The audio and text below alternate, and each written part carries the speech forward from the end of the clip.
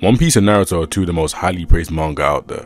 With them being 2/3 of the big three, the two manga are compared in many different aspects, and one of the main arguments between each fandom is which verse is objectively stronger. Now, it's no secret that Boruto era Naruto is far above One Piece in terms of scaling due to the many feats that take place during it, but near the end of Naruto is where it's more comparable, which allows me to create this video. And as you know, the video is Luffy, Zoro and Sanji versus the 4th Great Ninja War. But before I get into all those juicy details, yeah, you see that? Yeah, that's YouTube telling me that 85% of you guys haven't subscribed, so I have a proposal for you guys. If you make it to the end of the video and you enjoy it, leave a like and subscribe, or I'm gonna be outside your house. Lock your windows. Like, no, I'm being genuinely serious. No, I'm playing. Alright, that's enough of my little ranting. Let's get straight into the video. Now with this video, I'll start by scaling the monster trio and then put them against the Narutoverse. And don't worry, I'll be giving a general scale to all the Naruto characters when I get there. So with that being said, let's get into the monster trio's AP. Now for the trio's AP, you could get them to around continental levels of AP, and that's more swaying towards Luffy, but Zoro and Sanji do have an argument for it. The reason I say this is because characters like Kuzan, who Luffy definitely scales to, was able to make a continent of ice with pure ease. And then characters like Don Chinjiao, who is far weaker than Luffy, is able to split a whole ice continent in half with just one attack. Now the reason you can say that Zoro and Sanji scale to it is because Don Sai, a character that's weaker than them, is somebody who has inherited that sort of style, and he can do that as Don Chinjiao states. So you can say that Zoro and Sanji could replicate that. But if you don't want to take that, there are obviously other routes we can get to them being at that sort of level of AP. Now we have Enel. Enel is somebody who is a pre-time skip villain that Zoro and Sanji both take attacks from, and he's able to destroy countries with ease. Many characters in One Piece are able to do island to country level feats pretty easily, and people don't really pay attention to it. Like, there's a feat I'm going to bring up now, and that's by Kobe, that a lot of people just gloss over. Now, as you can see, Thriller Bark is a full-on island. It is stated to be an island and is shown to be an island, and we then see Kobe later smash away Pizarro's hand. Now the reason I say that's very important is because Hachinosu dwarfed Thriller Bark, and Kobe was able to do this. So as you can tell, these sort of like island plus to country to even probably higher feats in One Piece are very, very consistent. And the reason I bring up Kobe here is because we know Luffy 100% scales above him right now, and we know Zoro does, and you can say Sanji definitely scales above him as well. So this is a feat that we can obviously use to then upscale them. Especially with Luffy being able to create island-sized fists with ease, then yeah, the One Piece scaling does get pretty insane. Now there's one feat I've left out, and that's Luffy being able to obviously destroy Dressrosa, and it's stated to be a country, so Zoro and Sanji definitely scale above that gear for Luffy, so you know, they obviously are country level. So to wrap up AP, Zoro and Sanji at the bare minimum are country level. You can even get them to large country to continental, and Luffy is most definitely continental level. Next up is speed, and speed is something that One Piece characters do strive in. In pre-time skip, Zoro has shown the ability to dodge a barrage of light-based attacks, and then in post-time skip, the three of them literally show you that light is not an issue for them. Sanji in his base is able to outspeed light that's already moving. We then obviously, as I said before, Zoro being able to react to a barrage of light-based attacks from back in pre-time skip, and then Luffy is literally able to see the future while being faster than both of them. To put into perspective how fast Luffy is able to catch somebody that is literally made out of light mid-travel. So as you can tell, this puts these guys way faster than light. And to even exaggerate my point, we have Sanji literally being able to outrun light in this panel here. Like, light to One Piece characters isn't something that they're worried about. So these guys are all easily multiple times faster than light. Following their speed is their durability and endurance, and all three of them have exceptional durability and endurance. Luffy is able to take blunt force damage pretty easily unless it's coated in Haki or it's like a sword based attack, along with him being immune to lightning and pretty resistant to fire. So the only type of attacks that will do some sort of effect to him are like slashes or sword based attacks, or obviously magma and water. While Zoro is a regular human, it takes a certain level of attack potency to really damage him, and aside from that, Zoro's endurance is very great, and he can take a great deal of punishment before going down. Put it into perspective, while 30 of his bones were broken and he was basically unguarded, Zoro was able to take a Kaido attack face on. And as we know, Kaido was comparable to Luffy, so you know how tough that makes Zoro. Lastly is Sanji, and Sanji is extremely robust. From surviving crushing attacks that cracks every bone in his body, from taking durability in the game punches, Sanji is really impressive in this department.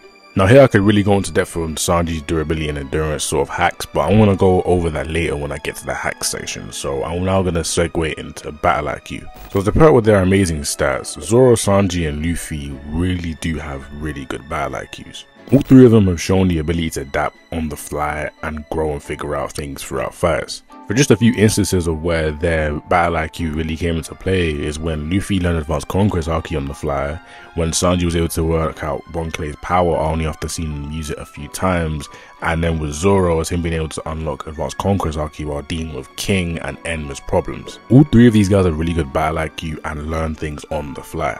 And lastly is hacks, and this is where the three of them really do become a bit absurd. To start with, Luffy has his Devil Fruit, which allows him to basically become a rubber man. This makes him immune to lightning based attacks and obviously take fire damage really well. Through his Devil Fruit, he's able to stretch his limbs, balloon up his limbs, and then with his awakening he's able to affect his surroundings, and on top of that do basically anything he sort of wants to do.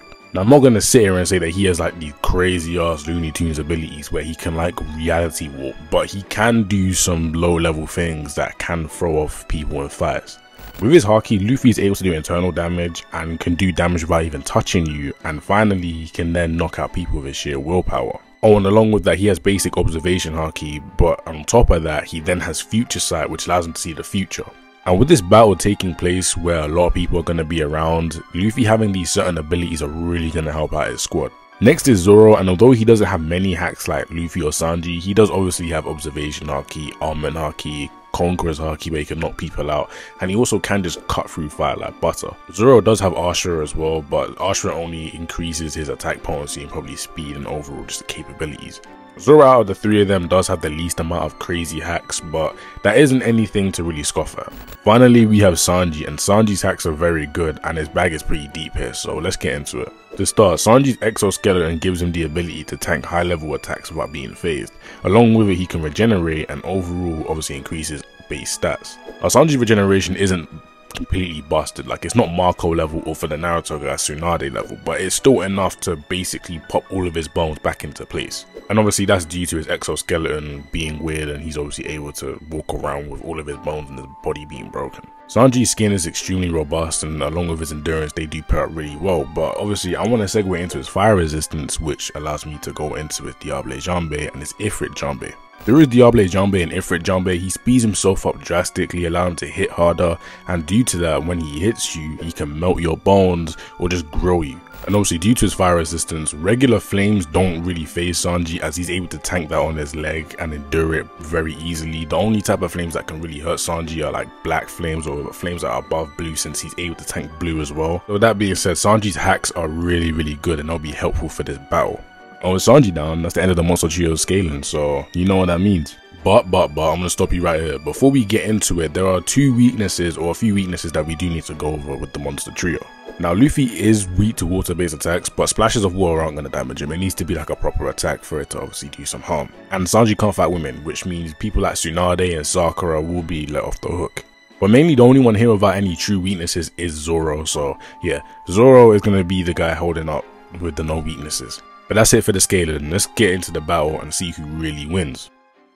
Alright, wait, we need to establish rules real quick. Now in the 4th grade Ninja War, there's only really one person that runs a whole gauntlet, and that is Madara. I know there's Obito, but Obito doesn't really get to the end, and I want to put Zoro, Sanji and Luffy up against the end, so yeah, we're putting them in Madara's shoes. Now I know gauntlet settings are usually like, oh, we put them in and then let the verse just fight them. And if that was the case, this video would be very short and boring. So what I'm going to do is I'm going to take them, and every single time Madara fought somebody important or did an important battle, we're then just going to put them there. But remember though, they're going to keep all their experiences from the past battles, so if they were to run into something really dangerous and they go into another fight, they're going to know what's going to happen. But to keep it fair, they're going to retain the exact same amount of damage and fatigue that they had from the last battle, so obviously as the battles go on, they're going to get more tired and tired. Also, they will have Haki here. They're going to obviously keep their regular abilities, but their chakra and Haki will just interact the exact same, which allows Genjutsus to work. And if any Hyuga clan member was able to hit them in their chakra points, or I say Haki points here, then yeah, they'll be able to shut it down. But that's about it for the rules. Let's actually get into the video now. Alright, so first up on the list is the Shinobi Alliance, and they're all getting cooked. 1 gear 3 punch and they're all out of there instantly.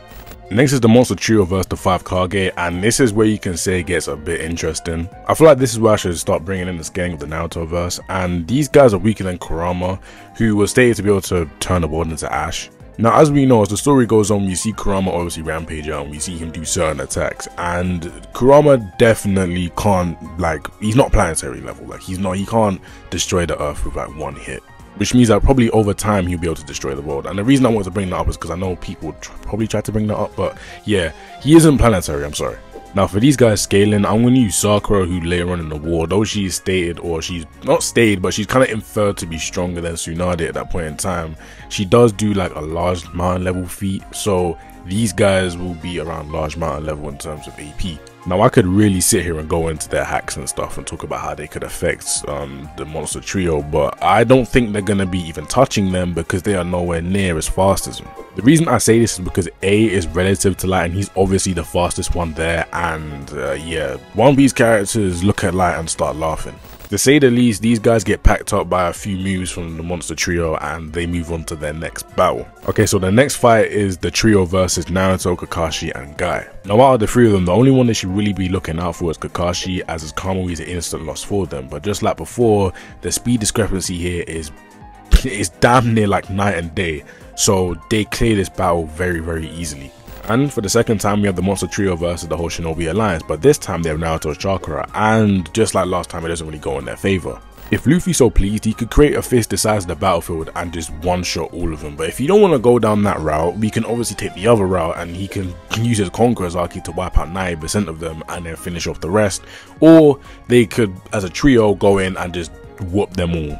It's not like, once again, the AP and speed discrepancy is huge here. Okay, now past this point, this is where the real big guns come in. And around this tier, the higher echelon of characters here can be around light speed and get to island levels of AP, meaning they're starting to catch up to One Piece characters. Now their first match is Hashirama, and I don't really think I need to go into why they beat him. Hashirama doesn't have the AP, he doesn't have the speed, he doesn't have really anything. He gets bullied by the three of them. So then following this match, for the third time, we then have them facing Shinobi Alliance, but this time it's with the 4 Kage and Sasuke's group along with them. Oh, and with the Tail Beast as well. Now you can say this is where they get a real pushback because there are a lot of factors that we can get into here. Number one, the Tail Beast being there, and the Tail Beast I would say are around large mountain levels, so you can try to get them higher if you really wanted to. We also have Sasuke, who's good in Genjutsu. Now I know his Genjutsu really does take a step up when he gets the Rinnegan, but obviously he's still good at Genjutsu here. Now obviously with the multiple soldiers on the battlefield and everything else in the 4 Kage, this is gonna start to give him a little bit of a pushback. But as I've said before twice or however many times, the speed discrepancy and the AP discrepancy makes this basically very one-sided. How I would see this battle going is Luffy activating his Conqueror's Haki, because I still believe that Zoro may not know that he really does possess Conquerors. I don't know, there's something about this guy that he doesn't really seem to like clock on that he has it. But if he does know, and you want to say that he does know that he has it, then yeah, you can have both him and Luffy activate their Conquerors. 90% of the battlefield are gone and it just leaves the heavy hitters there. And with that being said, the speed discrepancy and the AP discrepancy allows the monster trio to do as they please. And so with that being said, let's get into the 6-path Murderers type fights. Now I know 6-path Murderer does have a little scope of Kakashi and Obito, but I'm not really going to go over that since, I mean, there's a bigger fight right after that. And the first one is Might Guy, Minato, Rock Lee, Gaara and Kakashi. Obviously, since we're going through a gauntlet, they're going to be getting more stronger and stronger as time goes on. I mean, the characters they're facing, so obviously this would be the point where they're going to be in the most danger. But even then, these characters like Minato is debatably, not only we say debatably, he is the fastest character on that battlefield, but he doesn't have the speed to keep up with the likes of Zoro, Sanji and Luffy, meaning half of their tricks that go on in this battle, like Kamui and his flying Raijin and whatnot, they're not going to be able to utilize it here, meaning once again the battle is more one-sided. Now I'd like to say that if Night Guy was to hit Luffy, Luffy would be fine, Sanji would be fine, and Zoro has taken attacks stronger than the Night Guy, so he would be fine as well. It is just the AP here and the speed here are still lacking. But notice I don't say the hacks, because the hacks of the Naruto characters can catch them off guard, and if one of them was to get caught slipping by a Kamui and they get sniped, then that's just literally on them. But for the 15th time, the speed discrepancy here is like night and day. Now, I know some people may be thinking, oh, but what if they throw water on Luffy or something? If they find out his weakness and they're able to do that, and Minato, by God's grace, is able to somehow do something with Luffy, even though he has future sight, and he's able to teleport Luffy into water, then yeah, Luffy's out of the fight. But that's if he even knows it, and he has to catch Luffy. Like there isn't anything Like, we can go down so many other routes.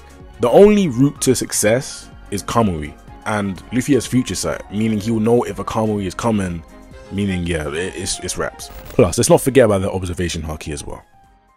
So this leads us into the final fight, and that is Naruto, Sasuke, Kakashi, and Sakura versus the trio.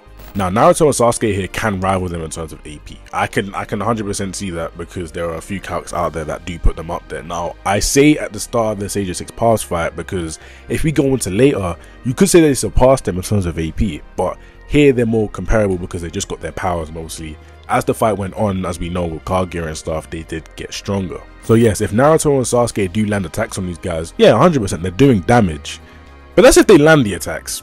And obviously, we do have Sasuke with his Genjutsu here, so if Sasuke is able to land his Genjutsu, then that is one of them out of the fight. But that's if he's able to land it, and I don't think he's going to be able to land it due to the speed discrepancy between the two verses. To put it in perspective, Chopper, who is one of the weakest Straw Hats, is able to dodge like point blank like Naruto was able to, and that Naruto feat is one of the more hyped up feats in Naruto in terms of speed. The comparison between the two isn't close. Like, the speed of One Piece characters, you have Sanji being able to outrun Light on foot, and he's like running away normally. The gap between them is kind of crazy. And we have characters from pre-time skip obviously being able to dodge Light, like Zoro, and that's just not one light attack, that's a barrage of light attacks. It's just the scaling isn't close. And don't get me wrong, I am very privy to the fact that Naruto has higher scaling, but so does One Piece. And One Piece's higher scaling gets 10 times crazier. But the fact that we know that the One Piece world is like way bigger than the Naruto universe, and they have like something like 8 moons. It's kind of like, if I was to really go into the in-depth scaling and everything, and I really wanted to use like some of the data book things that we know from Naruto, like with Haku's being light speed, so we can scale everybody off of that. If we really wanted to go there, then I mean, look, One Piece, I feel like One Piece would still edge it out. There are so many other things I could get into with One Piece, and how Whitebeard is able to destroy the world, and I can scale people off of that even. Like, in the video, I didn't even get to use Luffy's Gear 5 to his max capabilities, because if Luffy really wanted to, he could change the whole battle, like the terrain of the battle. He can cause damage in many different ways. Yeah, the main discrepancy between the verses is speed. And if you really want to get into like the upper echelons of their scaling, I do believe that One Piece's scaling does get kind of absurd. And I know people don't really want to like admit it, so I'm not going to sit here and try to baptize you guys in it. I'm just going to give you the scaling that you can see and the scaling that we can all agree on. Exact same with Naruto's, and then obviously we see who the winner is. But if we really want to get in depth, then yeah, I can't lie. The upper echelon of One Piece can just beat him. But hey, listen, do not get me wrong. Boruto era scaling is way above One Piece. I'm not even trying to look at that direction. They are above One Piece. From time Naruto, if you want to put up against the obviously monster tree I put in this video, from time Naruto's able to like punch and he's like splitting the moon in half and shit like that, we don't need to go there, okay? Like, I'm good on all that. But yeah, that's about it. I hope you guys enjoyed the video, because I enjoyed making it. I love making these cross-verse type battles, because I know, and listen, I know everybody's gonna have their discrepancies and disagree with me, but that's fine. We're here to have a chat. Yeah, if you guys want any more cross-verse battles, like, I know you guys aren't gonna request One Piece ones because you're gonna think that I'm gonna glaze One Piece. If you told me to put One Piece up against, I don't know, someone like Deku from MHA, if you just told me to stick Shigaraki and Deku from MHA in One Piece, genuinely speaking, I do think that they have a good chance against One Piece characters, because they're actually no, speed. One Piece really does like gas speed a lot. That's the one thing that One Piece does that a lot of the verses like sometimes lacking. It's their speed. That's it. But no, if you guys want any other videos, then I am cool with doing them. Just you know, hit me up in the comment section. Make sure to keep the debate civil down there.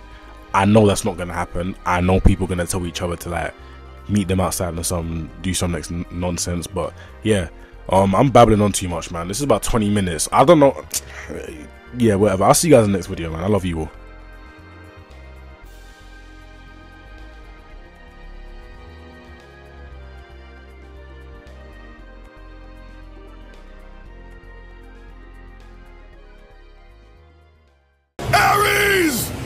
Destroy my enemies, and my life is yours.